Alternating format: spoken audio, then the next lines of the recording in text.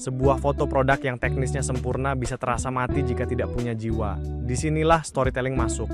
Foto produk yang kuat tidak hanya menunjukkan barangnya apa, tapi menceritakan siapa yang memakainya dan bagaimana rasanya. Cerita ini tidak ditulis dengan pena, tapi dibangun lewat elemen visual.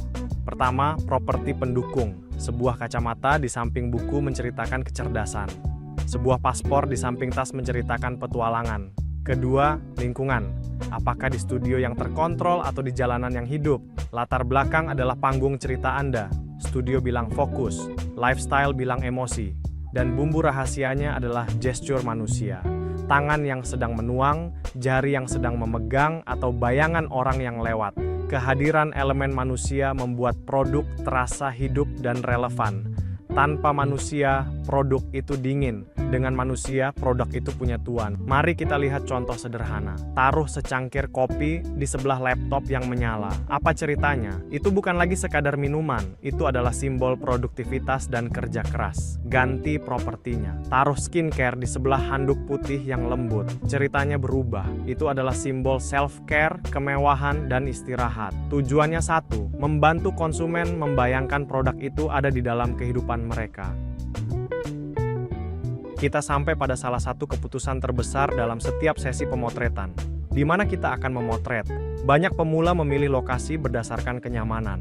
Padahal dalam industri kreatif, pemilihan lokasi, apakah di studio atau outdoor adalah keputusan strategis yang krusial. Kenapa ini penting? Karena lokasi mendikte segalanya. Ia menentukan gaya visual, apakah bersih dan rapi atau alami dan liar. Ia menentukan pencahayaan. Apakah Anda punya kendali total atau Anda harus tunduk pada matahari? Dan yang terpenting, ia menentukan mood foto. Apakah produk ini terasa eksklusif atau bersahabat? Di satu sisi, kita punya studio, sebuah laboratorium visual di mana Anda memegang kendali penuh. Di sisi lain, kita punya outdoor. Dunia nyata yang penuh kejutan namun kaya akan cerita.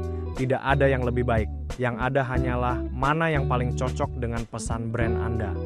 Mari kita bedah satu persatu strategi untuk menaklukkan kedua medan ini. Kita mulai dari zona A, fotografi studio.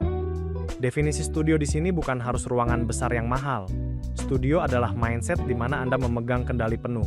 Ini adalah tempat untuk presisi.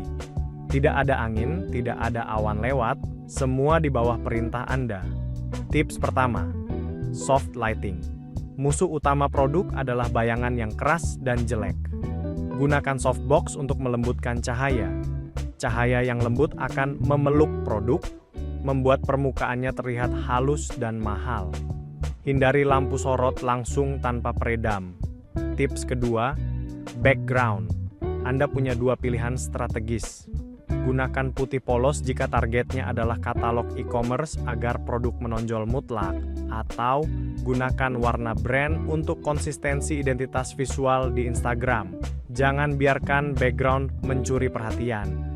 Tips ketiga, dan ini sering diremehkan, tripod dan grid. Jangan percaya pada tangan Anda sendiri. Tripod menjamin kestabilan framing. Ini krusial saat Anda harus memotret 50 produk berbeda dengan sudut yang sama persis. Ini mempercepat proses editing dan menjaga kerapian feed Anda. Tips keempat, prop secukupnya. Ingat, Anda jualan produk, bukan jualan dekorasi. Sendok kayu atau bunga kering hanya berfungsi sebagai pemanis buatan. Cukup untuk membangun suasana, tapi jangan sampai mendistraksi mata dari bintang utamanya. Jadi kapan kita pakai teknik ini? Gunakan studio saat Anda butuh detail sempurna untuk kosmetik, elektronik, atau katalog e-commerce.